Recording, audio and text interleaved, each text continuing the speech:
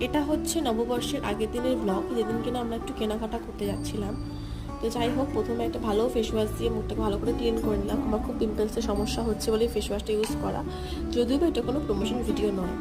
যাই হোক, ফ্রেশ হয়ে নিলাম। তো আমি নববর্ষে না কোনো ভিডিও করিনি, তার জন্য এই ভিডিওটা আমি পোস্ট করছি। আর এখন ভিডিও করতে আমি ভুলেই যাই।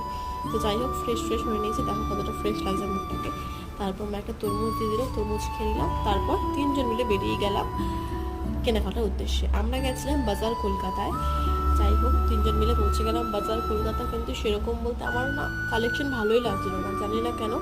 দুটো ড্রেস ট্রাই করেছিলাম, যদিও কোনো ভিডিও নিইনি, কিন্তু আমার একদম ভালো লাগছিল না। যাও ভালো লাগছে জিন্সগুলো, তো জিন্সগুলো ছিল ছেলেদের। আমার কিছুই পছন্দ হলো না, ওখান থেকে বেরিয়ে গেলাম। তারপর চলেছিলাম পকোড়া.com-এর পকোড়া খেতে। পকোড়া খাওয়া হলো, তারপর খেলাম একটা স্যান্ডউইচ। তারপর সবাই চলে আসলাম বাড়ি। এভাবেই কাটলো আমাদের দিনটা। যাই হোক, এখান থেকে তো কিছু কিনে নিই, কিন্তু কেনা